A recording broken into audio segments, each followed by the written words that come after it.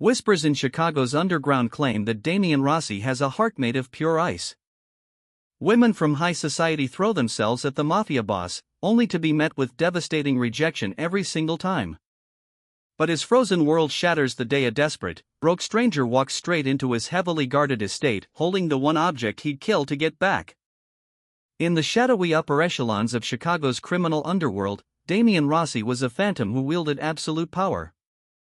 At 32, he was the undisputed don of the Rossi Syndicate, a sprawling empire built on shipping logistics, real estate, and darker, unlisted trades. He was striking, a sharp jawline, piercing gray eyes, an ever-present bespoke Brioni suit. But his defining trait was his legendary coldness. He turned away every woman who tried to bridge the gap between business and intimacy, heiresses, models, daughters of allied crime bosses, all routinely dismissed. Damian believed affection was a weakness, a crack in the armor that his rivals, chiefly the ruthless Falcone family, would exploit without a second thought. His absolute authority rested on a single object, a heavy platinum signet ring set with a crushed onyx crest. It had belonged to his late father, gunned down on the steps of Holy Name Cathedral 5 years earlier. The ring wasn't just sentimental. Etched into the inner band was a microscopic cryptographic key, the only access point to the Rossi family's offshore emergency trust. $200 million, hidden in a Swiss black account. On a brutal Tuesday night in November, Damian's armor finally cracked. He'd been attending a private, high-stakes sit-down in a VIP suite at the Drake Hotel. It was a setup. As Damian and his men left through the rear loading dock, 2 black SUVs boxed them in. Gunfire tore through the freezing Chicago night. In the chaos that followed, Damian fought hand-to-hand with a Falcone soldier, snapped the man's neck, but in the struggle, his father's ring slipped off his bruised, bloodied finger and bounced into a slush-filled storm grate in the alley. His underboss, Dominic, dragged him into the armored Mercedes and forced a retreat before police arrived. Damian didn't even notice the ring was gone until they were miles away. By the time his men went back for it, it had vanished. Enter Clara Jennings. Clara was 26, drowning in medical debt from her late mother's illness, working 2 jobs just to hold on to her small apartment in Logan Square. Her main job was as a junior archivist at O'Leary's Rare Finds, a dusty antique shop on Clark Street. She had a sharp eye for history, a quiet nature, and a life with absolutely no glamour or danger in it. At 2 a.m., walking toward the CTA Red Line after a grueling double shift, Clara cut through the alley behind the Drake. Police had long since cleared the scene, but yellow tape still fluttered in the freezing wind. As she hurried past the frozen puddles, a street lamp caught a gleam of silver near a storm drain. Clara knelt down, her bare fingers numb against the ice, and pulled it free. A heavy platinum ring, the onyx crest chipped but commanding. Even in the dim light, her trained appraiser's eye knew its worth instantly. This wasn't costume jewelry. This was old money, custom craftsmanship. Desperation clawed at her throat. This ring could pay off the hospital collectors. It could finally let her breathe. The next morning, instead of the pawnshops downtown, Clara took it to a discreet broker on the south side, a man known only as Patterson, who ran Patterson's Golden Loan and was famous for asking no questions and paying in cash. But when Clara set the ring on his scratched glass counter, Patterson didn't reach for his loupe. He didn't weigh it. The color drained from his weathered face, and he stared at the ring like it was a live grenade. "Where did you get this?" Patterson whispered, backing away, hands raised like he was surrendering to the ring itself. "I found it," Clara said, confused. "Is it platinum?" "I just need an appraisal." "I won't touch it. I won't even breathe on it." Patterson cut her off, eyes darting to the door. "Listen to me, kid. That's a Rossi ring. Damian Rossi, boss of the Chicago outfit. If his men find you holding that, they will skin you alive and drop you in Lake Michigan. You don't pawn it. You don't sell it. You give it back, or you dig your own grave." Clara's stomach dropped. She wasn't naive, she watched the news. She knew the name Rossi. The full weight of what she was holding sent a violent shiver through her hands. She snatched the ring off the counter and shoved it deep into her coat pocket.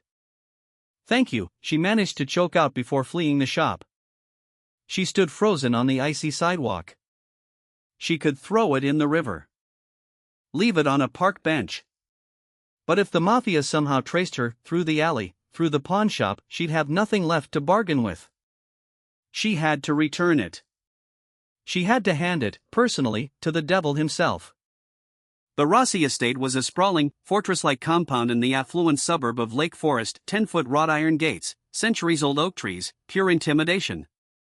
When Clara's rusted Honda Civic rolled up to the security intercom that afternoon, her hands shook so badly she could barely shift into park. Two men in tailored suits and earpieces stepped out of the guardhouse, hands hovering near their waistbands. Clara rolled down her window, the wind whipping her brown hair across her face. "I need to see Damien Rossi," she said, her voice cracking. The nearest guard, a towering man with a scar through his eyebrow, scoffed. "Mr. Rossi doesn't take unannounced visitors. Turn the car around. I have something of his." Clara's knuckles went white on the wheel. Moving slowly, so they wouldn't shoot her, she pulled the heavy platinum ring from her pocket and held it out the window. "I believe he lost this last night." The guard's eyes locked onto the onyx crest, and the mockery vanished from his face instantly. He tapped his earpiece, murmuring rapidly in Italian. Less than a minute later, the massive iron gates swung open. Clara was escorted into the main house, patted down for weapons by a stern housekeeper, and led into a cavernous study. The room smelled of mahogany, leather, and a faint trace of cigar smoke. A fire roared in the grand fireplace, throwing shadows across the walls. Standing by the window, looking out over the frozen grounds, was Damien Rossi. When he turned to face her, Clara felt the air leave her lungs. The rumors of his coldness didn't do him justice. His eyes were glacial, calculating, entirely without warmth. He took her in with a single sweeping glance, the frayed coat, the cheap boots, the terror radiating off her. Damien had spent the last 14 hours tearing Chicago apart, ordering his men to interrogate every thief, fence, and rival associate in the city. He'd expected a Falcone lieutenant to call, demanding millions for the ring back. He'd expected a trap. He had not expected a terrified civilian clutching her purse like a shield. "My men tell me you have my property," Damien said, his voice a low, smooth baritone that filled the quiet room. Clara swallowed hard and stepped forward, setting the ring gently on the edge of his massive oak desk. "I found it in the alley behind the Drake. Near the storm drain. A pawnbroker told me who it belonged to. I didn't want any trouble, Mr. Rossi. I just wanted to return it." Damien stepped up to the desk but didn't reach for the ring right away. His gaze stayed locked on her. "You took it to a pawn shop?" "Yes." "Who?" "Patterson. On the south side. He refused to even touch it. He told me to bring it straight to you." Clara took a step back, eager to put distance between herself and the Don. "I haven't told anyone else. I haven't shown anyone else. You have it back now, so I'll just be going." "Stop." Damien's voice cracked like a whip. Clara froze. He finally picked up the ring, running his thumb over the crushed onyx, feeling the familiar weight of his father's legacy. He checked the inner band, the micro-engraving was untouched. Relief, rare and fleeting for the Don, washed through him. But as he looked back at the trembling woman in his study, the tactical side of his brain took over. "What's your name?" he asked. "Clara." "Clara Jennings." "Well, Clara Jennings." Damien walked slowly around the desk until he stood just feet from her, his presence swallowing the room. "Do you have any idea what you've just involved yourself in?" "I picked up a piece of lost jewelry," she pleaded. "I don't know anything about you or your business. Ignorance won't save you." His tone was clinical. He picked up a tablet from the desk and tossed it onto the leather sofa. "An hour ago, my surveillance team intercepted a communication from the Falcone family. They knew the ring was dropped in that alley. They pulled city traffic cameras and security footage from the surrounding businesses. They have a time-stamped photo of a woman in a gray wool coat picking something up off the ground. Clara's heart stopped. She looked down at her own coat. The very same gray wool. The Falcons don't know who you are yet, Damien continued, as calmly as if he were discussing the weather instead of her impending death. But they're looking. They know you took it to Patterson's. It's only a matter of time before they squeeze his address out of him. If you walk out of these gates and go home tonight, you'll be dead before midnight. They'll torture you to find out where the ring is, and when you tell them you already gave it back to me, they'll kill you anyway, for ruining their leverage. Tears pricked Clara's eyes, the unfairness of it crushing her. No, I did the right thing. I brought it back. You have to protect me. Give me money to leave the city. Let me disappear. For the first time in a decade, Damien looked at a woman and didn't see a liability. He saw a responsibility. This civilian had walked straight into a war zone, bypassed the worst criminals in the city, and handed him the keys to his empire, asking for nothing but her life. It was a kind of honesty he'd never once encountered in his world. You aren't leaving the city, Clara, Damien said, his voice dropping, losing some of its icy edge. You wouldn't make it past the state line before they found you. Then what am I supposed to do? She cried, her composure finally breaking. Damien's jaw tightened. He looked at the ring in his hand, then back at the desperate woman in front of him. You stay here. In this house. Under my protection. Clara stared at him, horrified. I can't stay with a mafia boss. You can, and you will, Damien said, with absolute finality. You saved my family's legacy today. In return, I'm saving your life. Welcome to the Rossi estate, Miss Jennings. I suggest you get comfortable. Clara's world shrank to the sprawling, fortified grounds of the Rossi estate. Her assigned quarters were a masterclass in suffocating luxury, high thread count fret linens, a marble ensuite bathroom, reinforced French doors opening onto a Juliet balcony over the frozen gray expanse of Lake Michigan. But despite the crystal vases of fresh white roses and the Michelin-level meals brought to her door, the armed guards stationed in the hallways were a constant reminder she was a prisoner of her own survival. For the first 4 days, Damien Rossi was a ghost in his own home. Clara only caught glimpses of him, a towering figure in charcoal Tom Ford suits, flanked by armed men, speaking in hushed, urgent tones with his underboss, Dominic. The few times his eyes met hers across the grand foyer, his expression was unreadable. A slate-gray wall of total detachment. The rumors of his coldness seemed entirely earned. But behind the scenes, the Don was fixated on the woman in the guest wing. On the 5th evening, a quiet knock broke the silence of Clara's room. Damien stood in the doorway, holding a thick manila folder. He'd shed his jacket, the sleeves of his crisp white shirt were rolled to his forearms, revealing the edges of dark ink creeping up from his wrists. The casual clothes were sharply at odds with the tension in his posture. May I come in? He asked, his baritone low. Clara, curled by the fireplace with a borrowed first edition from his library, nodded hesitantly. Of course. Damien stepped in, his presence swallowing the room. He didn't sit, just tossed the folder onto the coffee table between them. I had my intelligence team run a deep background check on you, Clara. We needed to be sure you weren't a Falcone plant playing a very long, very suicidal game. Clara bristled, fear giving way to indignation. And? Did you find my extensive criminal record cataloging antique lamps and writing the CTA? A faint, almost invisible smirk touched the corner of Damien's mouth before vanishing. I found a junior archivist barely clearing $24,000 a year after taxes. I also found a mountain of debt. He tapped the folder. Northwestern Memorial, Oncology Ward, over $150,000 in outstanding bills for a Mrs.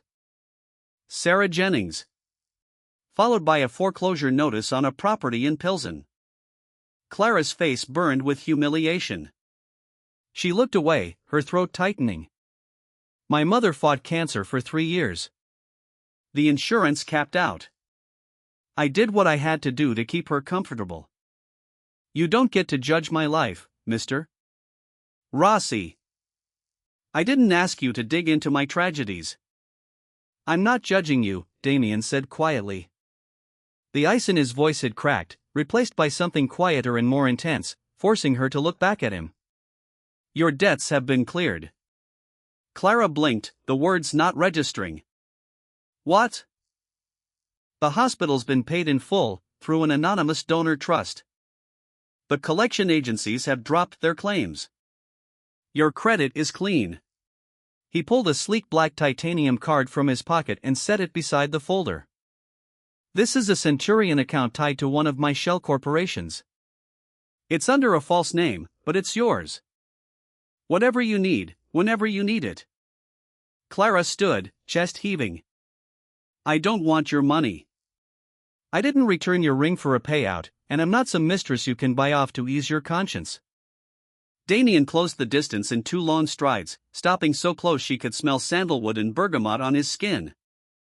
Listen to me carefully, he murmured, his eyes locking onto hers with a fierce, burning possessiveness. In my world, loyalty is bought with blood, fear, or leverage. You had my life, my family's $200 million legacy, sitting in the palm of your hand. You could have walked away. Thrown it in the river. Instead, you brought it back to the one man this entire city is terrified of. You didn't do it for greed. You did it because you have a moral compass that doesn't exist anywhere in my reality. He slowly raised a hand, hesitating a fraction of a second before his knuckles grazed her cheek, a terrifyingly intimate gesture from a man who refused to be touched. You are not a mistress, Clara, he whispered, thumb tracing her jaw. You are the only honest thing I've encountered in a decade. Paying off a hospital bill is nothing. Keeping you safe, that's everything. For the first time, Clara looked past the tailored suits and the terrifying reputation and saw a man crushed under the weight of the crown he wore, a man who'd sealed himself inside a fortress of ice just to survive the wolves circling his door. As she leaned, almost involuntarily, into his touch, the coldest boss in Chicago felt his defenses start to give way. The fragile, unspoken bond between Clara and Damien was tested exactly 3 days later. A brutal winter storm buried the Lake Forest estate under a foot of snow, the howling wind masking the sound of the perimeter alarms being quietly disabled. Victor Falcone, the sociopathic head of the rival family, had finally traced the ring to the Rossi compound. He hadn't sent a message. He'd sent a heavily armed hit squad, 20 men trained in paramilitary tactics, to slaughter Damien and pry the platinum signet from his dead hand. It began with a deafening explosion that shattered the reinforced glass of the West Wing. Clara jolted awake to the sound of tearing metal and structural collapse echoing through the mansion. Before she could throw off the duvet, her bedroom door burst open. Damien stormed in, a suppressed submachine gun strapped across his chest, his eyes blazing with a feral, lethal energy. Get up. Shoes on. Now. His voice cut straight through her panic. Clara scrambled out of bed, jamming her feet into boots. What's happening? Falcone. Damien grabbed her arm, pulling her into the dark hallway. They breached the outer gate under cover of the storm. Dominic's holding the main staircase, but they've got numbers. We're moving to the bunker. Gunfire erupted from the floor below, a chaotic, deafening chorus of automatic weapons and shouting, the air thick with cordite and burning drywall. Damien pushed Clara behind him as they wound through the estate's second-floor corridors. 2 men in black tactical gear rounded the corner ahead of them. Damien didn't hesitate, one fluid motion, and both men dropped to the carpet. Clara clamped a hand over her mouth to hold back a scream, the brutal reality of Damien's world unfolding in front of her. Don't look, Damien ordered, dragging her past the bodies. Eyes on my back. They reached the library at the end of the hall. Damien shoved a heavy bookcase aside, revealing a reinforced steel door with a biometric scanner. He pressed his palm to the glass panel, the light blinked green, and the pneumatic locks hissed open. Just as he pushed Clara toward the safe room, a Falcone enforcer stepped onto the balcony behind them, leveling a shotgun. Rossi, the man shouted. Damien spun and fired, but the enforcer squeezed the trigger as he fell. Buckshot tore through the doorframe. Damien flinched hard, a sharp hiss of pain escaping through his teeth as he slammed the steel door shut and drove his fist into the locking mechanism. Heavy deadbolts engaged with a resounding clack, sealing them into absolute silence. Clara backed away, heart hammering. The panic room was a state-of-the-art concrete vault, monitors lining the walls displaying the estate's security feeds. But her eyes weren't on the screens. They were on Damien. He dropped his weapon and was leaning against the steel door, breathing raggedly, the left shoulder of his white shirt darkening with blood. "Damien, you're shot." Clara rushed toward him. "It's just a graze," he grunted, though the sweat on his forehead said otherwise. He slid down the door and sat heavily on the concrete floor. "Dominic has the upper hand downstairs. The local police have already been paid off to ignore the noise. Backup from the city is 5 minutes out. Falcone's men are dead, they just don't know it yet." Clara wasn't listening to the tactical breakdown. She dropped to her knees beside him, hands hovering over his bleeding shoulder. "Take the shirt off. You're losing too much blood. There has to be a medical kit in here." Damien nodded weakly toward a steel cabinet on the wall. Clara scrambled for it, hands shaking as she tore open gauze pads and antiseptic wipes. When she turned back, Damien had managed to shrug off his ruined shirt. His torso was a map of old scars, knife wounds, bullet grazes, the brutal ledger of a life spent in the underworld. But it was the fresh, gaping wound tearing through his upper shoulder that turned her stomach. "Press hard," Damien instructed, his voice tight with pain. Clara pressed the gauze directly into the wound. He let out a low groan, his head falling back against the steel door. He didn't pull away. Instead, his good hand reached up, blood-streaked fingers wrapping gently around her trembling wrist. "You're shaking," he said quietly, his gray eyes locking onto hers. The coldness was completely gone now, replaced by something raw and unguarded. "Of course I'm shaking," Clara sobbed, the adrenaline finally crashing, leaving her wrecked. "Men are dying outside. You've been shot." "I just wanted to return a ring, Damien. I never wanted any of this." "I know," he whispered, his thumb stroking the pulse point on her wrist. "I spent my whole life building walls. I cut off anyone who tried to get close, because love in this life is a death sentence. It's a weakness people can exploit." He pulled gently on her wrist, drawing her closer until their faces were inches apart. "Victor Falcone attacked my home tonight because he thought the ring was my most valuable asset." With his good hand, Damien reached into his pocket and pulled out the heavy platinum signet, the very object that had brought them together. He didn't slide it onto his own finger. Slowly, deliberately, he took Clara's left hand and slipped the oversized ring onto her thumb, closing his hand over hers. "He was wrong," Damien confessed, his voice thick. "The ring is just metal. You are my weakness, Clara. And God help anyone who tries to touch you." Tears spilled down Clara's face. She understood then that the most dangerous man in Chicago hadn't locked her in a cage. He'd built a fortress to keep the world away from her.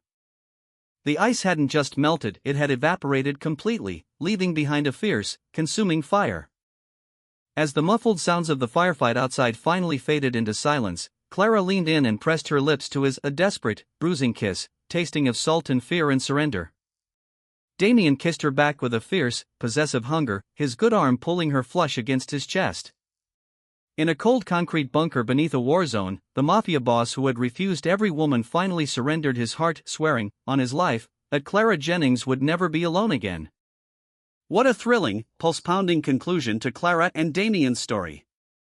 The ice-cold mafia boss finally risked everything for love, proving that even the darkest hearts can be saved by the right person. Did you expect Damien to give Clara his father's ring? Let us know your favorite moment in the comments below. If you loved this intense mafia romance, hit that like button, share it with your friends, and subscribe for more incredible stories.